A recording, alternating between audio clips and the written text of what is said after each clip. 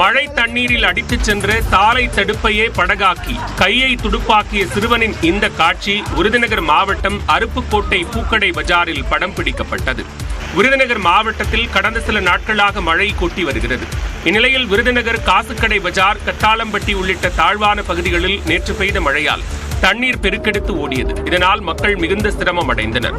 கனமழை காரணமாக சதுரகிரி மலைக்கு செல்லும் வழியான தானிப்பாறை ஐயனார் கோவில் ஆற்றில் வெள்ளப்பெருக்கு ஏற்பட்டது.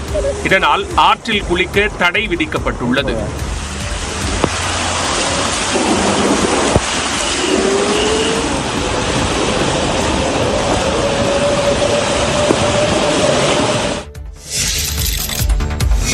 மழைப்பொழிவு குறைந்த பின்னர் வெள்ளத்தால் பாதிக்கப்பட்ட பயிர்களை கணக்கிட்டு விவசாயிகளுக்கு உரிய நிவாரணம் வழங்கப்படும் என தென்காசியில் நியூஸ் 18 தமிழ்நாடு தொலைக்காட்சிக்கு அளித்த பேட்டியில் அமைச்சர் KKSSR ராமச்சந்திரன் தெரிவித்தார். மழை நின்ற உடனே வருவாய்த்துறையும் விவசாயத்துறையும் கணக்கெடுத்து என்ன நஷ்டம், எந்தெந்த பயிர்கள் சேதமாயிருக்கு கணக்கெடுத்து அரசாங்கத்துக்கு அனுப்புகிற நேரத்தில் அவருக்குரிய நஷ்ட முறைப்படி அரசாங்கம் வழங்கும்.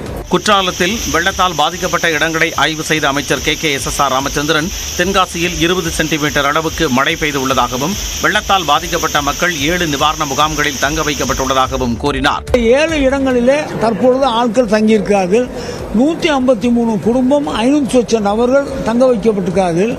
ஒரு குடும்பத்துக்கும் 1000 ரூபாய் பெருமானமான உணவுப் பொருட்கள், தங்க வைக்க சாப்பாட்டுக்கு வேண்டிய உணவுப் பொருட்கள், காய் போன்றவையெல்லாம் கொடுத்து அவர்கள் தங்க வைத்திருக்கிறோம்.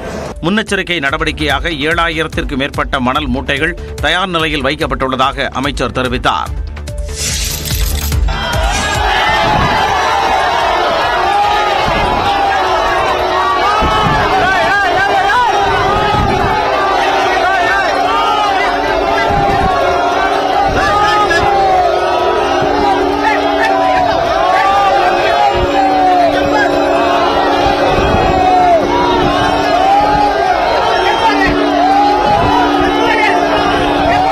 தீபத்தை ஒட்டி திருவண்ணாமலையில் மகாதீபம் ஏற்றப்பட்ட காட்சிகளே இவை. திருவண்ணாமலையின் சிறப்பு என்பது கார்த்திகை தீப திருவிழா.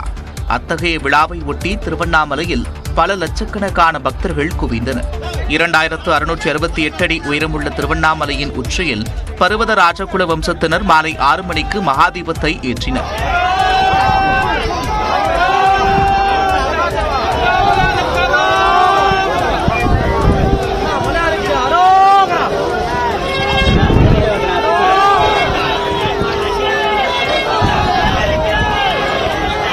ஜோதி வடிவாக காட்சியளித்த அண்ணாமலையாருக்கு அரோகரா என்று பக்தர்கள் பக்தி முழக்கமிட்டு மகாதீபத்தை வழிபட்டனர்.